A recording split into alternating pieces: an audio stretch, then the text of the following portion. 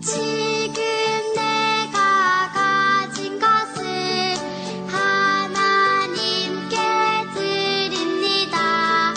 하나님 나라 위하여 아름답게 쓰이는 예물이니 즐거운 맘 감사한 마음으로 하나님께 드립니다.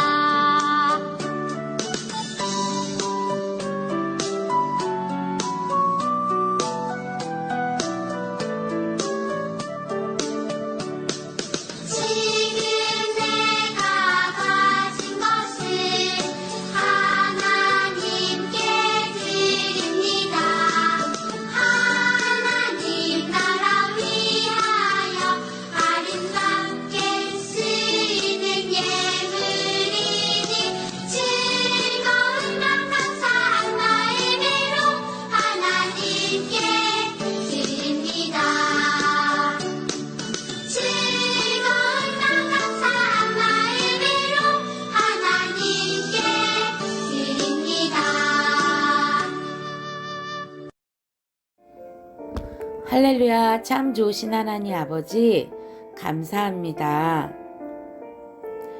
이 땅에 우리 예수님을 보내주셔서 우리의 모든 죄를 담당하게 하시고 또 예수님이 부활하심으로 우리가 다시 예수님과 영원히 천국의 삶을 살 수 있도록 도와주신 하나님 감사드립니다. 예수님께 동방 박사들이 황금과 모략과 유향을 드렸듯이 우리의 마음도 정성껏 예수님께 예물을 드립니다.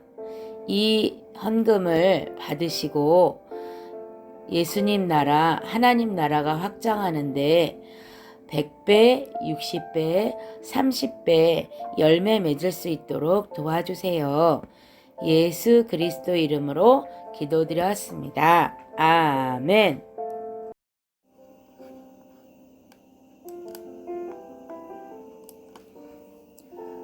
빛으로 오신 예수님, 보라, 내가 잉타하여 아들을 낳으리니 그 이름을 예수라 하라. 누가복음 1장 31절 말씀. 아멘.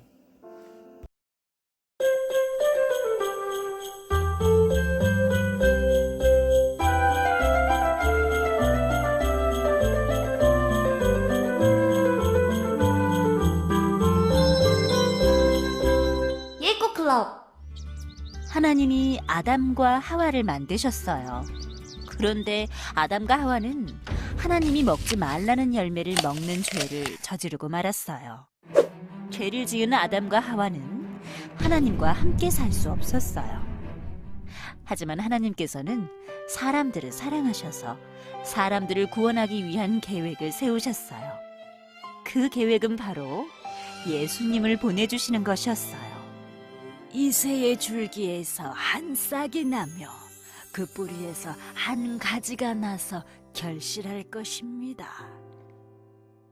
예수님이 세상에 오시기 전부터 하나님께서는 많은 선지자들을 통해 이 다음에 예수님이 오셔서 사람들을 구원해 주실 거라고 말씀하셨어요.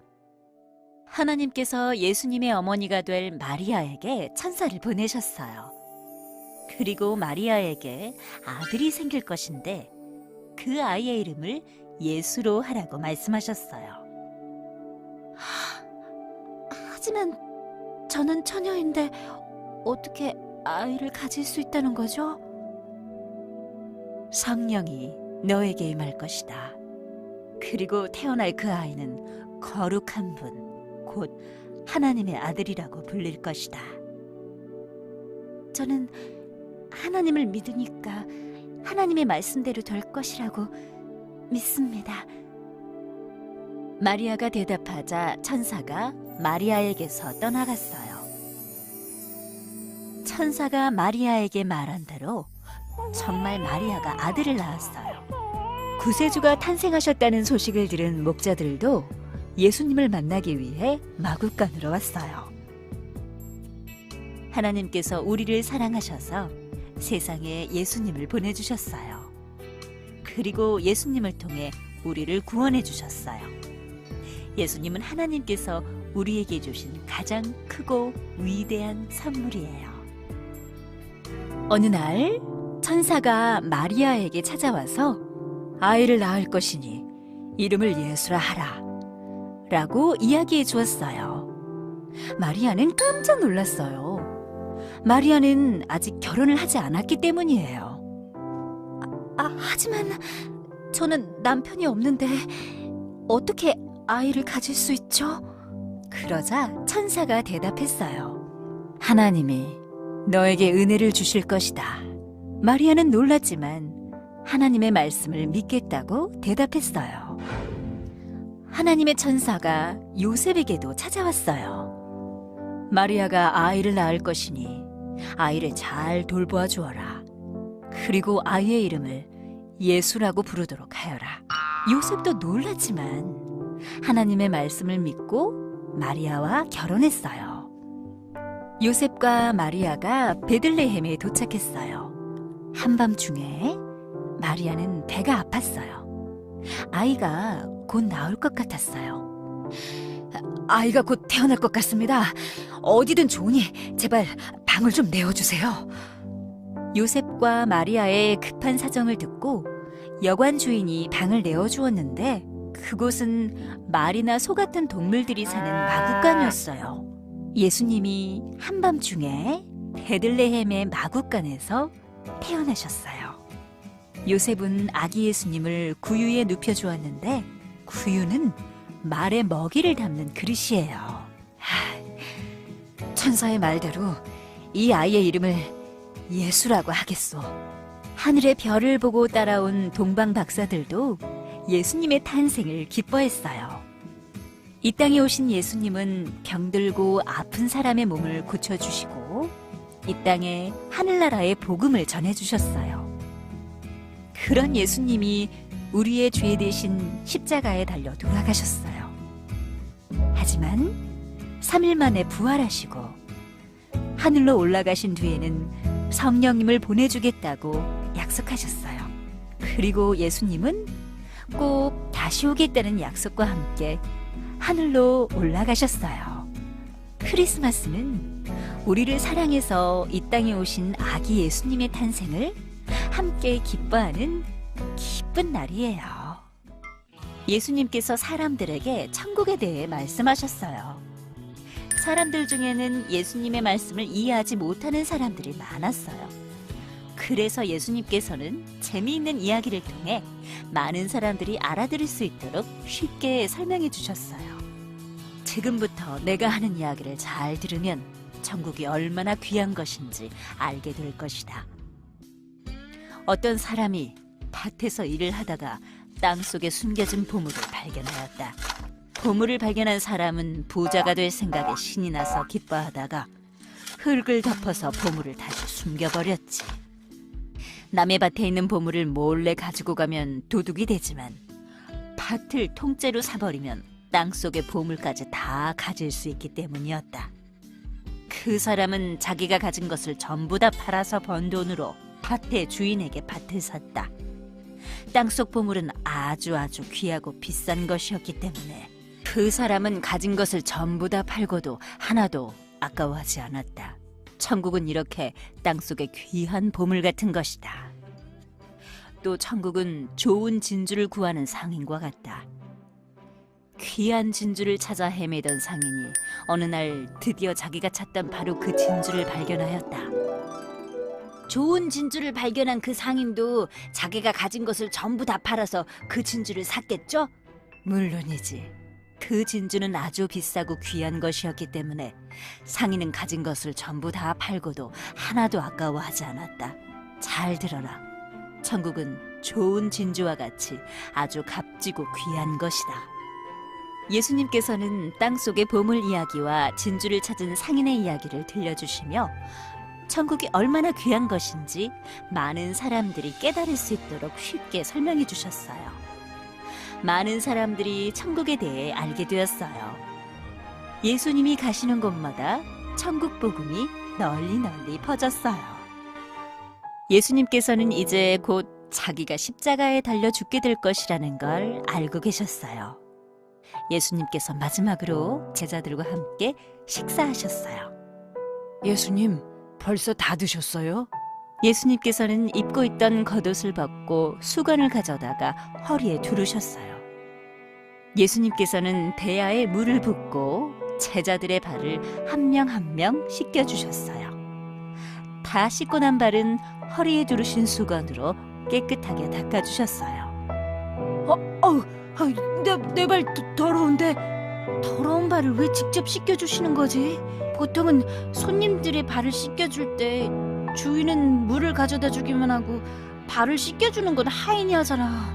게다가 발을 씻겨주는 건 그중에서도 신분이 제일 낮은 하인이 하는 일인데 그런 일을 우리 예수님이 하시다니.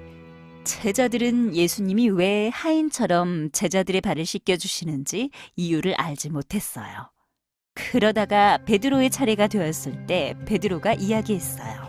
예수님 대체 왜 저희들의 발을 씻겨주시는지 저는 잘 모르겠습니다. 지금은 내가 왜 발을 씻겨주는지 이해하지 못하겠지만 나중에는 이해할 수 있을 것이다. 내가 너를 씻겨주지 않으면 너는 나와 상관없는 사람이 되고 만다. 발을 다 씻기신 예수님께서 제자들에게 말씀하셨어요.